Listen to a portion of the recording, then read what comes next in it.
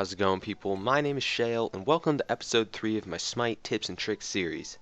This episode I'll be going over Kuang. As always, I hope you guys learned something new, and enjoy.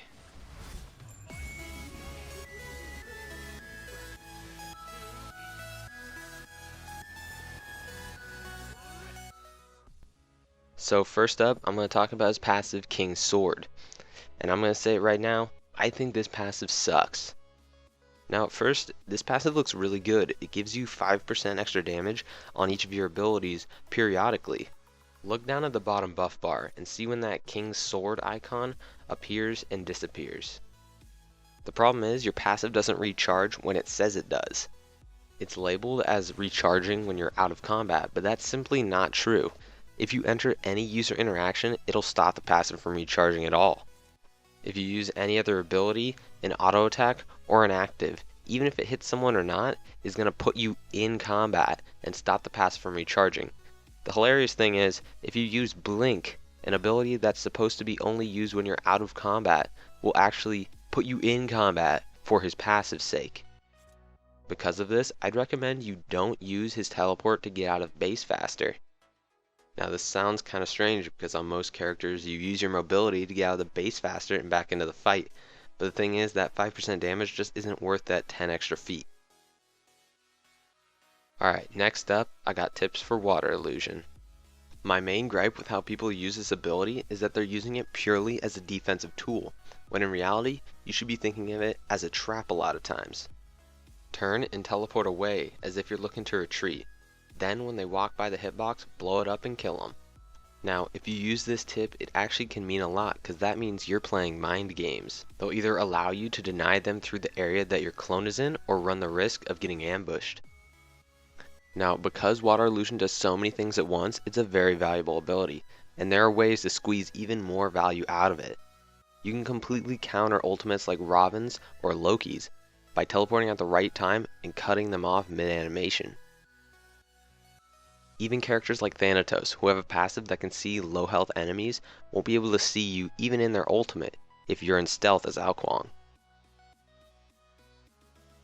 Speaking of value, make sure you use your teleport to get closer to enemies who are using projectile-like abilities.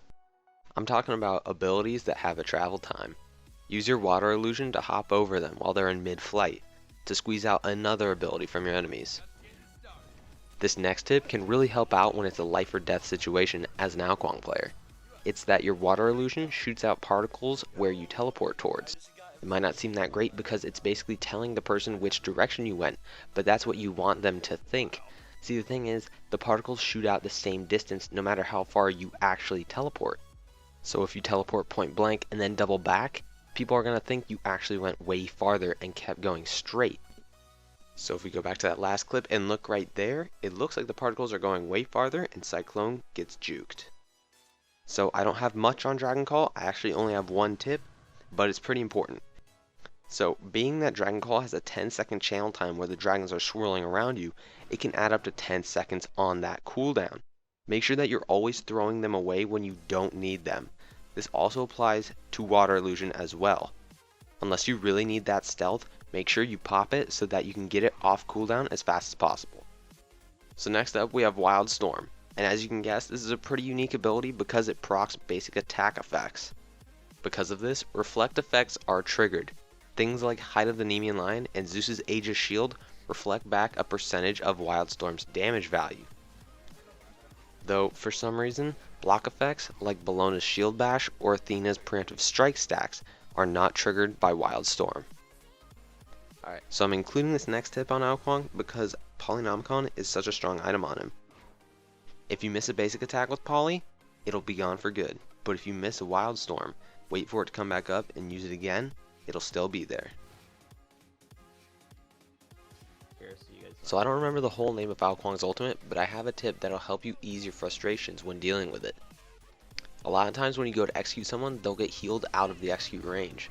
So to deal with this, I like to auto attack them at least one more time if I can, then execute them after. Though I'll only do this if I don't think that the enemy has heals or help coming. Otherwise, I'll just get them in execute range and ask questions later. So this next one's kind of minor, but a lot of fun, and it's that your ultimate can chase through people's dashes.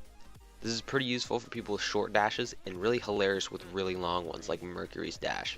You can go all the way across the map just hitching a ride off them. Next up is your skill order. Now, it doesn't matter what role you're in because these are just the most valuable for the first 3 levels. Level 1, you're going to put a point into Wild Storm. Level 2, Water Illusion. Level 3, back into Wild Storm again. I almost never put a point into Dragon Call at level 3. This is usually because you're really mana hungry. Though in jungle, I will put a point into it at level 4. In solo, I like to save that point for level 5 to put another point into Wild Storm for even more poke and clear. After that, your skill priority returns to the usual. Wild Storm, Dragon Call, your ultimate, and then Water Illusion. As for combos, I only have one for you guys today, and you'll see why in a second. It's the one-shot combo.